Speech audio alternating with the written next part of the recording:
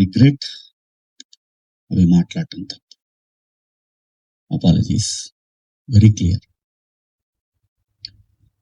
ఇక మా దండోర సినిమా గురించి మాట్లాడుతాం. దాని తర్వాత మీరు ఎవరు అడగాలనుకుని అడగచ్చు. ఎందుకంటే 2 రోజుల నుంచి దాదాపు 36 hours అయింది నేను పడుకొని. 2 రోజుల నుంచి నేను ఈ ప్రమోషన్స్ లో నేను పార్టిసిపేట్ చేయలేకపోయాను.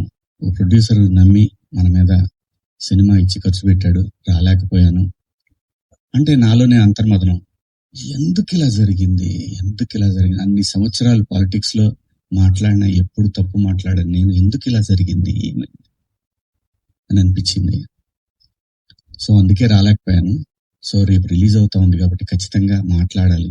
ప్రొడ్యూసర్ గారితో చెప్పి, సార్ నేను సినిమా ప్రమోషన్కి వస్తానని చెప్పి ప్రెస్ మీట్ అంటే ఆయన అన్నారు, ఎందుకులేండి అనవసరంగా మళ్ళీ కాంట్రవర్సీ అవుతుంది అన్నట్టు. లేదు, మీ దగ్గర డబ్బులు తీసుకున్నాను కాబట్టి నేను ఖచ్చితంగా మీ సినిమాకి నేను నా వంతు నేను ప్రమోషన్ చేయాలని చెప్పాను. అలా రేపు 25వ తారీఖు క్రిస్మస్ నాడు రిలీజ్ అవుతుంది ప్రపంచవ్యాప్తంగా ఈ సినిమా. తప్పకుండా మీ దగ్గర ఉన్న థియేటర్లో మీకు వీలైతే చూడండి.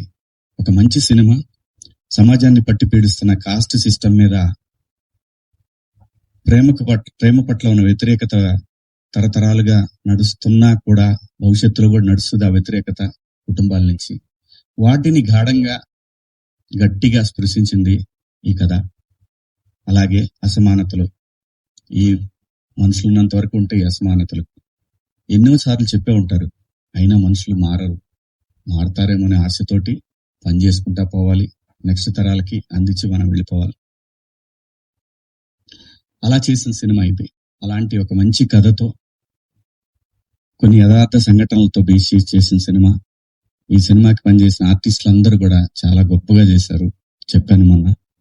అలాగే ఈ సినిమాకి పనిచేసిన మ్యూజిక్ డైరెక్టర్ కానివ్వండి, ఆర్ట్ డైరెక్టర్ కానివ్వండి, ప్రతి ఒక్కళ్ళు కూడా నేటివిటీని 2000 98 2000 ఇంకా అంటే 2005 ఆ మధ్యలో వచ్చినటువంటి ఇన్సిడెంట్లు బేస్ చేసుకొని చక్కటి లవ్ స్టోరీ విత్ కాస్ట్ ని గట్టిగా చాలా గట్టిగా స్పృశిస్తూ చేసిన సినిమా ఇది.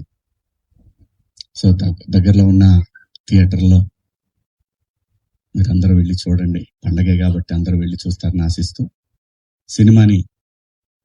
ఒక మంచి పాత్ర నాకు ఇచ్చినందుకు నిర్మాతకు, అలాగే దర్శకుడికి, అందరికీ పేరు పేరున నా ధన్యవాదాలు. ఇంకా కమింగ్ టు ద పాయింట్, ఇది నా వ్యక్తిగతం. ఇక్కడి నుంచి నేను చెప్పేదంతా కూడా వ్యక్తిగతం.